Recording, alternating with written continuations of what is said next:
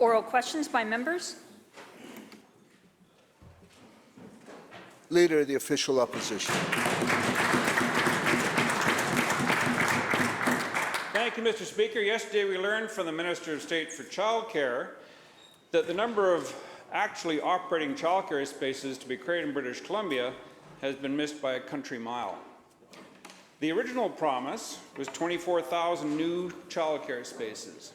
In a speech she gave on November 15th, the minister said, and I quote, "Just over 2,000 are now open to parents," end quote. So rather than 24,000 spaces, we have 2,000 spaces. That's a 91% failure rate. So the question goes to the Premier, maybe he should be looking into the Ministry of Childcare to figure out why they're not doing their job. Minister of State for Childcare.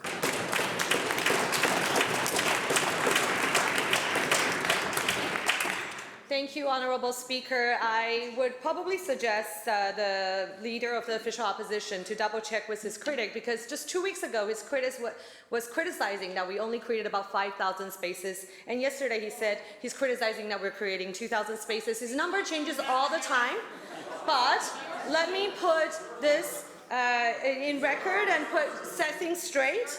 The reality is, our government, we have committed to support the creation of 22,000 spaces during our term in government.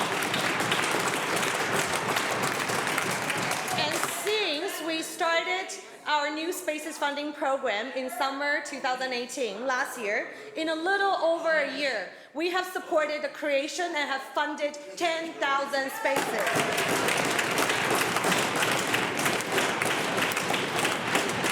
Let me quickly remind the member opposite and the Leader of the Opposition that his critic, when we just started our childcare plan, he said, we don't need to invest in childcare because we already have universal childcare at home 24/7.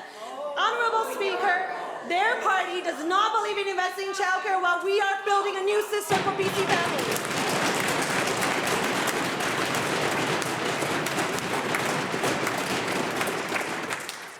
Leader of the Official Opposition on a supplemental. Well, this child care program could be called Fun with Numbers because the minister keeps changing the numbers.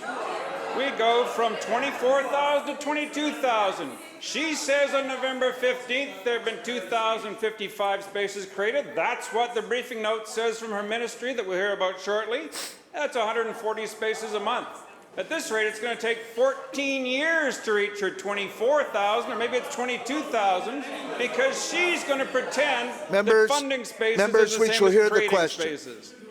The point is, Mr. Premier, that your Minister of Childcare is lost in space and is very confused about the numbers and is throwing out things that don't make any sense. The story doesn't add up. When are we going to get the truth from the Minister of Childcare? Minister of State for Childcare. Thank you, Honourable Speaker. And let me just remind the Leader of the Opposition, while it is very encouraging to hear the member opposite talking about investing in early learning and childcare, this is what the MLA for Kamloops South Thompson has said during the leadership race about the Leader of the Opposition's platform. This is what he said, and I think the Leader and the member opposite may want to... Members, you're out of order. Minister, if you may take your seat for a moment, please. So perhaps we can try this again. Thank you, Honourable Speaker, and just really want to remind the member opposite, this is what the MLA for Kamloops South Thompson, who said during their leadership race that the Leader of the Opposition's platform is that the ideas on housing affordability, ideas on childcare, they are just not there. And this is what our government has been doing when their government, when they were in power, have ignored the childcare crisis, Honourable Speaker. That we have to, apparently they don't want to hear the answer. Thank you. Thank you. It's going to take us a minute to recover from that one.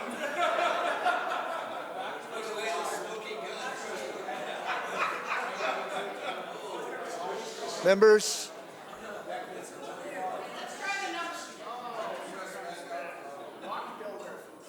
Member Chilliwack Kent. Thank you, Mr. Speaker. Let's take another try at this, Mr. Speaker. On November 15th, the Minister of State for Childcare said to the Indo-Canadian Voice, and I quote, "Just over 2,000 new spaces are now open to parents," end quote. But yesterday in the House, when I used the same number, she said, quote, "The number they're throwing is incorrect," end quote. The minister knew that what she was saying was untrue. Will the minister now confirm that 2,055 spaces is the right number? And will she tell us why she contradicted her own numbers in the House? Was it an attempt to cover up this government's failure to create childcare spaces?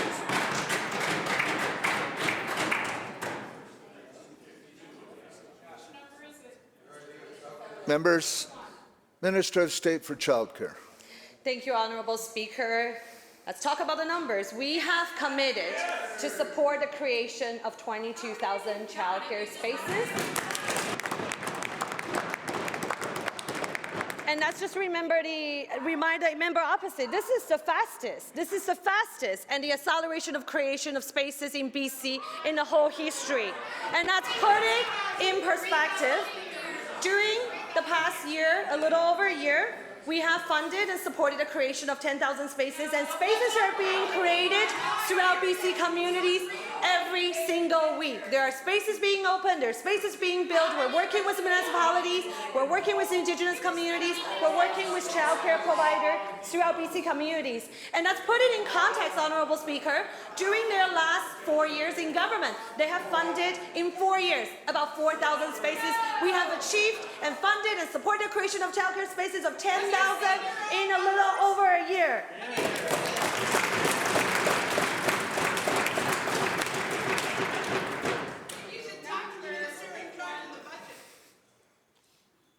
Member Chilliwack Kent. Thank you, Mr. Speaker. You know, the minister needs to get her numbers straight. I'm going to read from her own budget, page 22 of her main childcare document. Families can look forward to funding for more than 24,000 new childcare spaces over the next 3 years.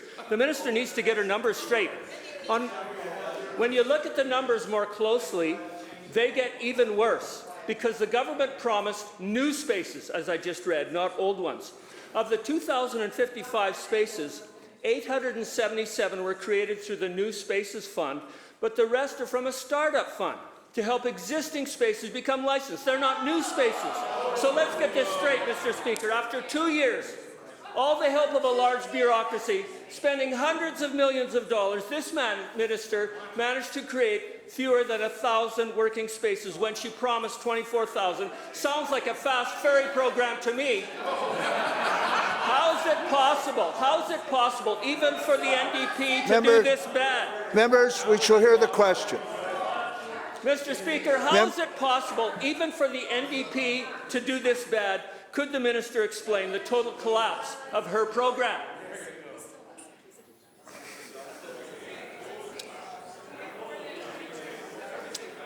Minister of State for Childcare. Thank you, Honourable Speaker. I believe I've been setting the record straight about the number of creation of spaces that we've been doing, and we've been accelerating the creation of childcare spaces. But let's just remind all the members in this House, families in BC have really struggled with the childcare crisis. Early childhood educators have been struggling with a lack of support. So ever since we became government, we have been putting together a comprehensive strategy with over 3 dozens of initiatives to bring down childcare costs for the first time in BC's history.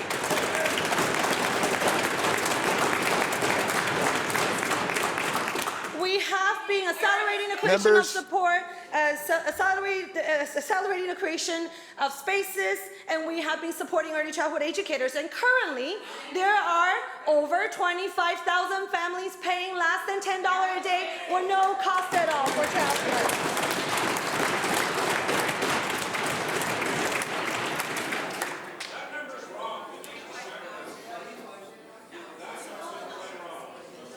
Saanich North and the Islands. Thank you, Mr. Speaker. We're coming to the end of a decade, and when we return back to this House, it will be 2020. It's with this context that as we turn the corner, I believe we need to be more deliberate in how we tackle the wicked problem of our generation, climate change. Clean BC is a good start, one that we celebrate together. However, to reach our targets, government is going to have to challenge business as usual and recalibrate our trajectory. There's lots of talk about the new economy, but when we look around, we are still harvesting natural resources at unsustainable levels, still justifying logging old growth, and still subsidizing multinational fossil fuel companies with taxpayers' money. It's not only about having the vision of a more prosperous, sustainable, and resilient economy. It's about having a plan and the political will to bring all the stakeholders to the table, the people, the invested industries, and advocacy organizations, to have an honest conversation about where we're at and where we need to go. Mr. Speaker, through you to the Honourable Premier, we've seen a very similar approach to engaging industry as we've seen with the last government. We react to threats and limit our ambition. Why are we still lowering the bar for industries that are trying to protect the profits they extract through maintaining the status quo? Minister of the Environment and Climate Change Strategy. Thank you very much, Honourable Speaker, and thank you to the member for the question. As the member knows, we have one of the most, if not the most ambitious climate change emission reduction strategy in North America that we have coupled with an ambitious economic plan to reduce emissions in our traditional resource industries and to promote technological innovations to reduce emissions further and market products. I respectfully disagree with the member, Honourable Speaker, that we react to complaints from any one sector. We, in fact, consult broadly.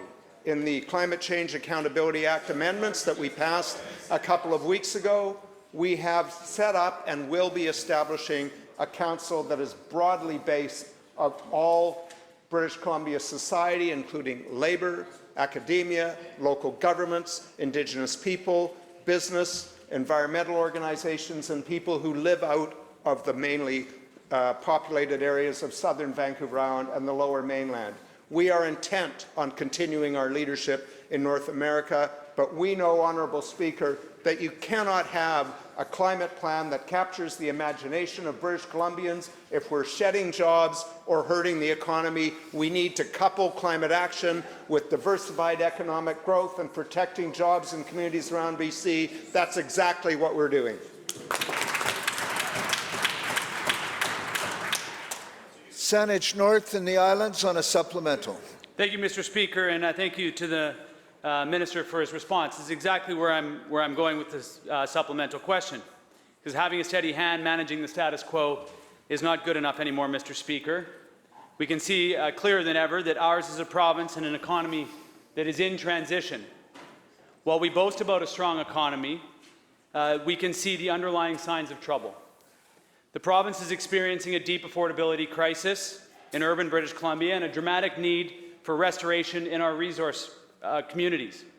People are looking to the provincial government for a sophisticated response to complex challenges that we face. An affordability crisis in housing, labour unrest, rural and remote resource economies in collapse, healthcare and public education budgets bursting, and climate change were largely problems that have been inherited, or in some cases covered up by the previous government. But that doesn't change the fact that more of the same will only get us more of the same. My question is to the Honourable Premier. Does the Premier agree that we must take steps now to become less reliant on exploiting non-renewable resources and receiving resource rents, and instead focus our energies on innovation and building new economic sectors for the province and the people?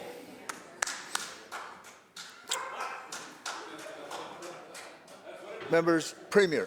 Thank you very much, Honourable Speaker.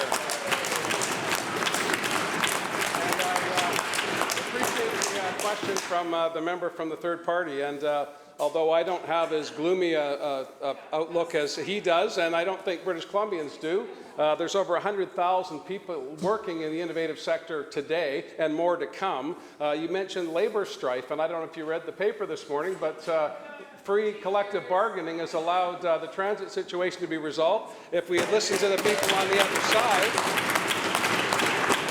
if we listened to the people people on the other side, Honourable Speaker, well, that might not have happened. The best deal, as we all know, is a deal that's reached collectively, cooperatively between the two parties. And when I see union leaders coming out and saying, we got a good deal for our members, and I see the employer coming out and saying, I got a good deal for the bottom line, that's a benefit to everyone. Now, I appreciate the member from Saanich North and the Islands wants to have a more gloomy view as we leave this place, but I'd like to think that we've done extraordinary things here, working in cooperation with the Green Party. Members. And all members of this House, we passed the UN Declaration on the Rights of Indigenous People in this legislature.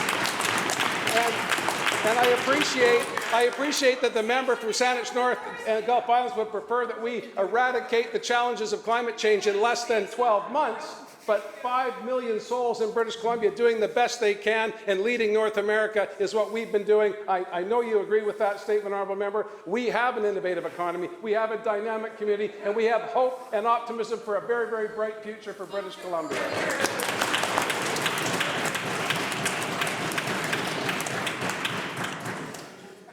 Member Prince George Vilmont.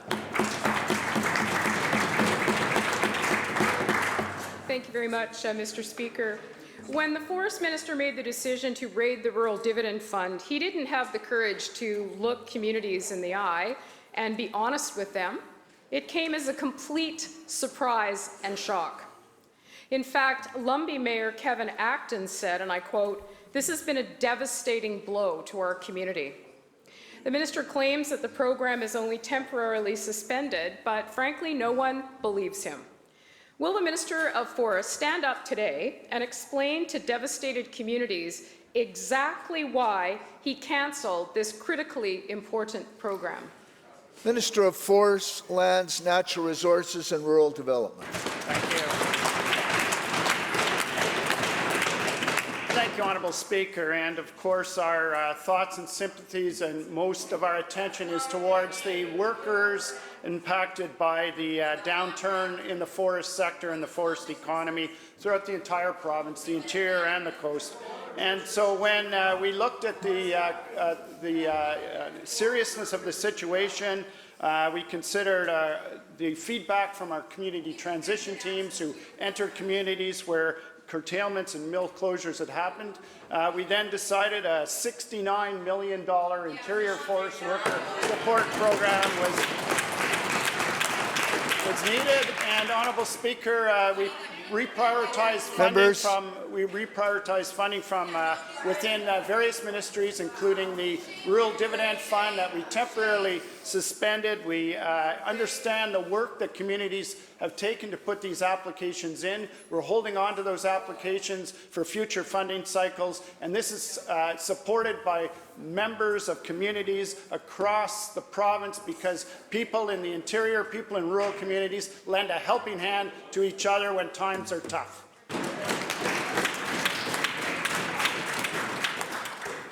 Member for Prince George Vilmont on a supplemental. Well, thank you very much. And the minister knows full well that it is not widely supported. He knows that is actually less than accurate, his last comment. And not only that, that's not the only feedback that this minister received. And maybe I can give him a bit of help with a little more accurate description of why he abruptly cancelled the Rural Dividend Fund. I have a copy of an email written by the minister's senior ministerial assistant, Tim Renneberg. This is what was said, and I quote, "Let's talk about feedback, Minister. This is what was said. The $25 million annual rural economic dividend, which was always just a slush fund." Oh, what a shame. That's true. End quote. So rural communities across British Columbia were devastated with the government's decision to end the fund. And now we know why. We know the real reason why. It was considered a slush fund, and that is absolutely shameful.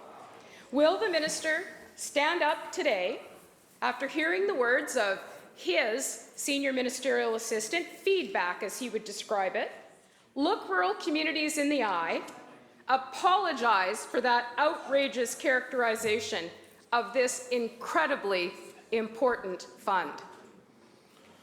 Minister of Forests, Lands, Natural Resources and Rural Development. Thank you, Honourable Speaker. And yes, the previous government might have considered this rural dividend a slush fund, but we do not.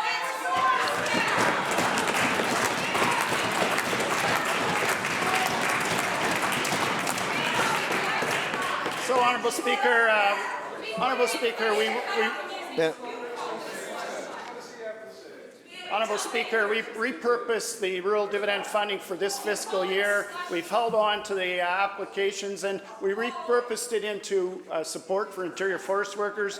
And I'll quote from Mayor Joan Atkinson, Members. the Mayor of Mackenzie, who said, "I recognize that the government recognizes the communities that are really challenged with these forestry curtailments, and I'm so grateful that my community will receive some of this funding." So that's the kind of feedback we're getting. But let's look at why. Let's look at why, Honourable Speaker, that we had to repurpose this funding for this fiscal year. Why did we have to create a $69 million interior forest worker support program? And it's because those members on the other side in the previous government ignored what was coming down the pipe. They had a consultant's report in 2015 that the mountain pine beetle wood was going to result in up to 13 mill curtailments, and they did nothing to help their communities prepare, Honourable Speaker.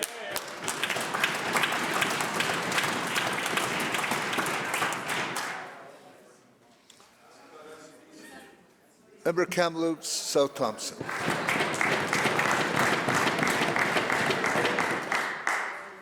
Thank you, Mr. Speaker.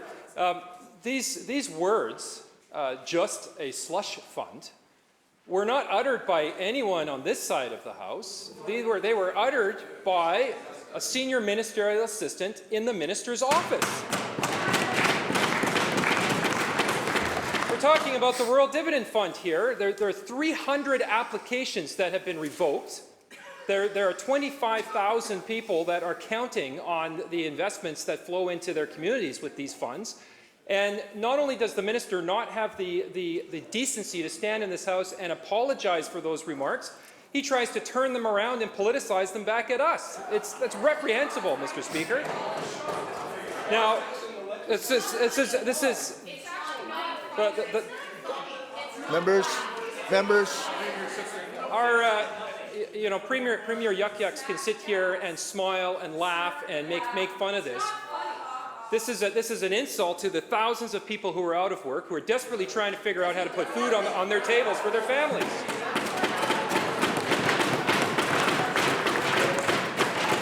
Mr. Speaker, it's an insult to everyone who's trying to diversify their local economies and create good-paying jobs, and it's an insult to every single community that's been hit hard with this forestry crisis. So, again, to the minister, will the minister stand up? Will he apologize for these disrespectful, just a slush fund comments? And will he reinstate the $25 million in rural dividend funds, which he has ripped out of the hands of rural communities?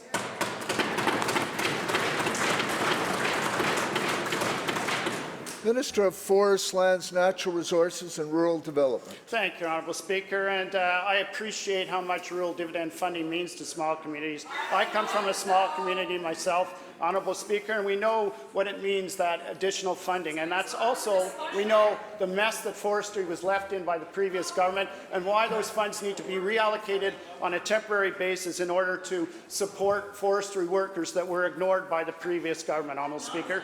But talking about reinvesting in communities, the previous government cut services in rural communities, they closed schools in rural communities. We're opening schools, we're building schools in rural communities, we're increasing health services, we're building hospitals in Williams Lake, we're building a hospital in Fort St. James, Honourable Speaker, we're building schools in Quesnel and Smithers. This is a government that knows that reinvesting in rural communities is an important part of the economy of BC and will continue to do it.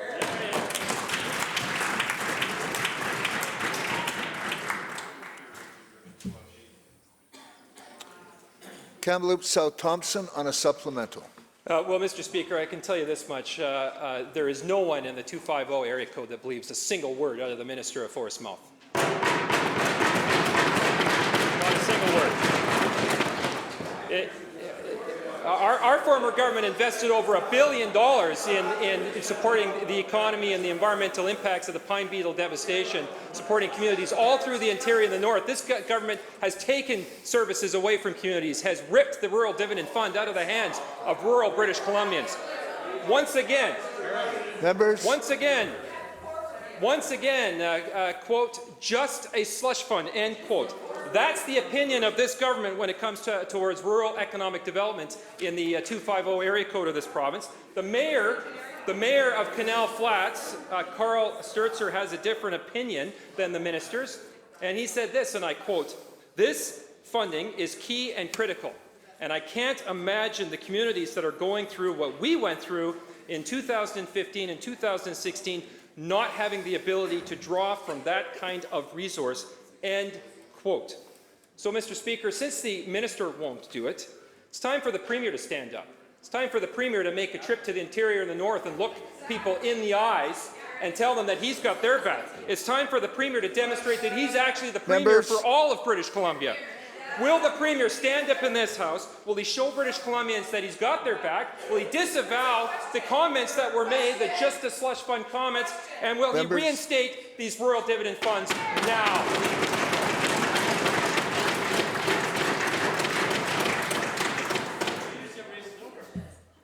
Premier. Thank you, Honourable Speaker. And it's the selective memory on the other side that's most galling when we hear them standing up and pontificating about rural BC, where they rip the core out of communities by closing school after school after school over a 15-year period.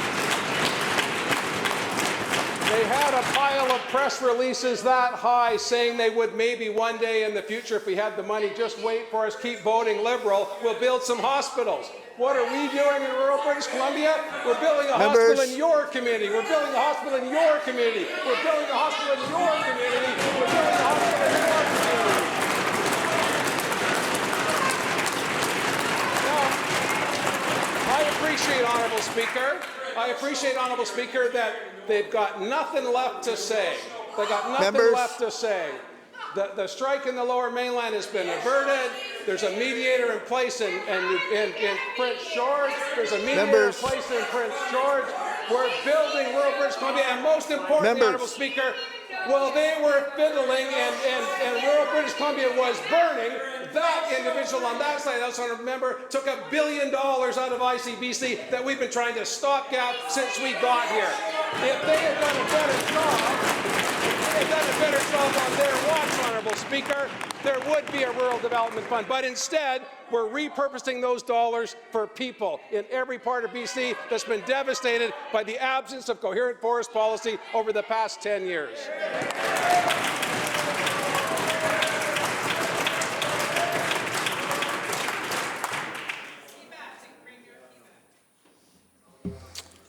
Member Kamloops North Thompson.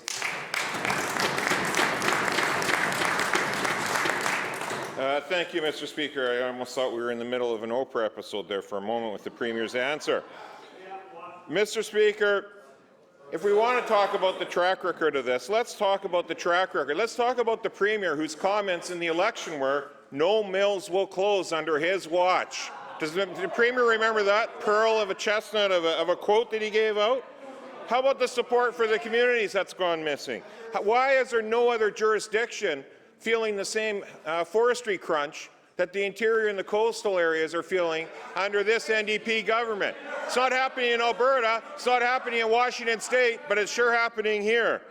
And maybe the attitude of just a slush fund is why. Because this government's cancellation of the Rural Dividend Fund, it's been deceitful and it's been done completely out of spite. A rural dividend fund that's worth $25 million, that has $35 million worth of applications in, and the Minister of Forests seems to think that you just magically roll those applications over to the next year, and there wouldn't be other applications in the queue in that following year as well. So this is Mayor David Wilkes of Sparwood, and I quote, "It's certainly disturbing that the provincial government can cancel a program in which applications were in the queue and now it's just gone." $35 million worth of applications for a $25 million fund in the queue. Mayor Patrick Lewis, founder of the Aboriginal Youth Mountain Bike Program, said, and I quote, "My emails lit up over the last couple of days, hearing from folks that are pretty shocked and upset and surprised by the announcement and how it's going to impact their community in the coming year," end quote.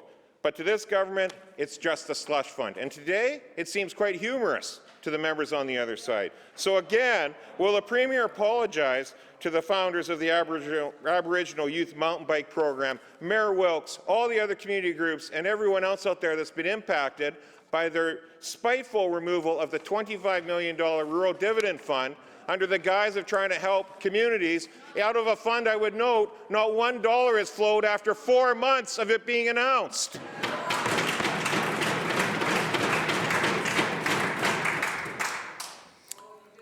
Members, Premier. And the reason Oprah is so popular, she doesn't hand out press releases to people. She does something substantial for their lives. And we've been working to make life better for British Columbia. That's why.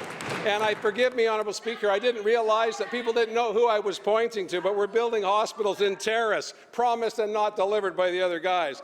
Building a hospital in Williams Lake, promised, not delivered by the other guys. Building a hospital in Dawson Creek, building a hospital in Fort St. James, promised but not even delivered on, not even remotely delivered on. Quesnel, an ICU. Cowichan, a brand new hospital. Building schools all across British Columbia. That's rural development. You were pulling services out of communities. We're putting them back in. And I ask any one of the members on the other side to go into forest-dependent communities and say, we're not going to give you bridging funds for your pension. We're not going to help you with retraining.